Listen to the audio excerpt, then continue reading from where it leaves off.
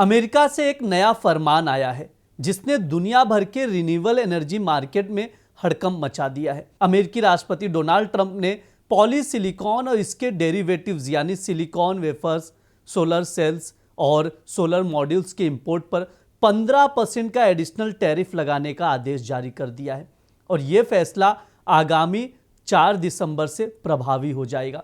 लेकिन कहानी सिर्फ 15% टैरिफ की नहीं है, असली मास्टर स्ट्रोक है मिनिमम इंपोर्ट प्राइस की शर्त। मिनिमम इंपोर्ट प्राइस क्या कुछ लगाया जाएगा वो बता देता हूं। जैसे पॉलीसिलिकॉन है तो $21 प्रति किलोग्राम, इगोट्स और वेफर्स जो है $100 प्रति किलोग्राम, सोलर सेल्स जो है 22 सेंट प्रति वॉट और सोलर मॉड्यूल्स 38 सेंट प्रति वॉट। इसका मतलब साफ है, अब कोई भी विदेशी कंपनी अमेरिका में इससे सस्ते रेट पर सामान नहीं बेच सकती। आखिर ट्रंप ने यह कदम क्यों उठाया? क्यों सेमीकंडक्टर चिप्स और सोलर पैनल का कच्चा माल पॉलीसिलिकॉन अब एक वैश्विक युद्ध का केंद्र बन गया है और पहले से चुनौतियों से जूझ रहे सोलर इंडस्ट्री पर इसका क्या असर पड़ने वाला है? आइए विस्तार से समझते हैं। नमस्ते, मेरा नाम ब्रिज द्विवेदी है, आप देख रहे हैं आर पार।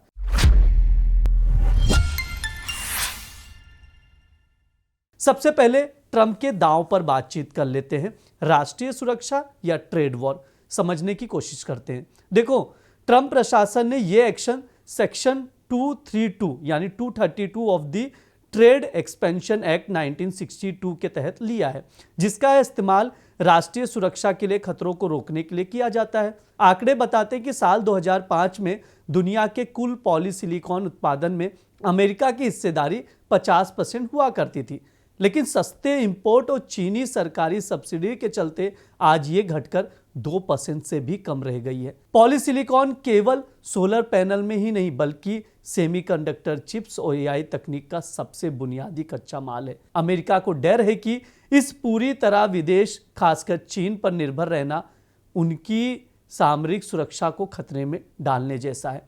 साथ ही अमेरिका चाहता है कि विदेशी कंपनियां वहां आकर फैक्ट्रियां लगाएं।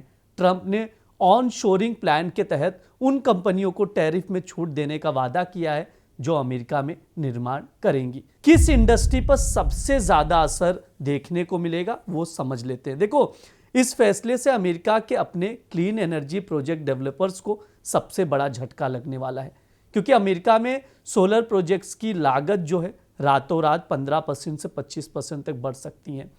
एक तरफ अमेरिकी डेवलपर्स को मिलने वाली फेडरल सब्सिडी कम हो रही है तो दूसरी तरफ पैनल महंगे हो रहे हैं। इससे अमेरिका का 2030 तक का ग्रीन एनर्जी टारगेट जो है धीमा पड़ सकता है। अब आते हैं सबसे बड़े सवाल पर, भारत के इंडस्ट्री पर क्या असर पड़ेगा। देखो, भारतीय सोलर मैन्युफैक्चरिंग सेक्टर के लिए यह खबर एक बहुत बड़ा रेड अलर्ट है। आंकड़ों के मुताबिक अगर देखा जाए तो भारत अपने कुल सोलर मॉड्यूल एक्सपोर्ट का 90% से ज्यादा हिस्सा सिर्फ और सिर्फ अमेरिका को बेचता है। कई कंपनियां हैं, वारी एनर्जीज हो गया, विक्रम सोलर हो गया, प्रीमियम एनर्जीज हो गए, ये भारत की ये दिग्गज कंपनियां हैं जो अमेरिका को बड़े पैमाने पर सोलर मॉड्यूल्स एक्सपोर्ट करती हैं और उनके प्रॉफिट मार्जिन पर इसका सीधा असर पड़ेगा। यहाँ एक और बड़ा पेंच है, भारतीय कंपनियां मॉड्यूल्स बनाने के लिए कच्चे जो सिलिकॉन है, वेफर्स हैं, सेल्स हैं, उसका बड़ा हिस्सा चीन या दक्षिण पूर्व एशियाई देशों से इंपोर्ट करती हैं। अमेरिका के नए कड़े नियमों और 38 सेंट प्रति वॉट के MIP के बाद भारत से अमेरिका सामान भेजना काफ़ी महंगा हो जाएगा। इससे भारतीय एक्सपोर्ट्स के मुनाफे में भारी गिरावट देखने को मिल सकती है, यानी इंडस्ट्री पर बहुत ज़्यादा असर पड़ेगा। देखो, सोलर इंडस्ट्री की पहले से ही बहुत सारी चुनौतियां हैं, अब नई चुनौतियां आ चुकी हैं।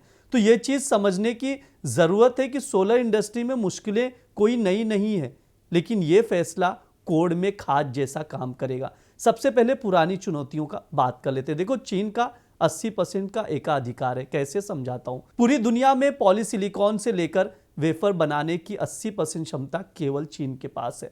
सेकेंड इंपॉर्टेंट चीज है ओवर कैपेसिटी। ग्लोबल मार्केट से मांग से ज्यादा सप्लाई होने के वजह से सोलर सेल्स के दाम पहले से गिर रहे थे, जिससे कंपनियों का मार्जिन घट रहा था। सेकेंड बहुत ही इंपॉर्टेंट चीज है कि अब क्या सामने चुनौतियां खड़ी हैं। ये हो गई पहले क्या कुछ चुनौतियां थी ऑलरेडी, अब नई चुनौतियां क्या है। देखो, स्टॉक पाइलिंग पर नकेल। 4 दिसंबर से लागू होने वाले नियमों से पहले कंपनियां जो है अमेरिका में माल डंप करने की कोशिश करेंगी। लेकिन ट्रंप प्रशासन ने चेतावनी दे दी है कि स्टॉक पाइलिंग करने वाली कंपनियों पर सख्त कार्रवाई की जाएगी। और भी चुनौतियां हैं, वो भी समझ लेते हैं। पूर्ण सप्लाई बैन बनाने का दबाव। अब सिर्फ दूसरे देशों से सेल लाकर भारत में असेंबल करना काफी नहीं होगा। भारत को पॉलीसिलिकॉन से लेकर मॉड्यूल तक पूरी इंटीग्रेटेड सप्लाई चेन देश के भीतर ही बनानी होगी, जिसमें भारी पूंजी की जरूरत होगी और 3 से 5 साल का समय लगेगा। तो ये वो चुनौतियां हैं जब अब भारतीय सोलर इंडस्ट्री को इसका सामना करना है। तो ये हो गई सोलर इंडस्ट्री की बातचीत। डोनाल्ड ट्रंप का टैरिफ पर फैसला केवल सोलर इंडस्ट्री तक सीमित नहीं है, बल्कि सेमीकंडक्टर चिप मैन्युफैक्चरिंग इंडस्ट्री यानी सेमीकंडक्टर इंडस्ट्री पर इसका बहुत गहरा और सीधा प्रभाव पड़ने वाला है। इसे समझने के लिए सबसे पहले यह जानना जरूरी है कि पॉलीसिलिकॉन ही वो अल्ट्रा प्योर कच्चा माल है जिससे सिलिकॉन वेफर्स बनाए जाते हैं।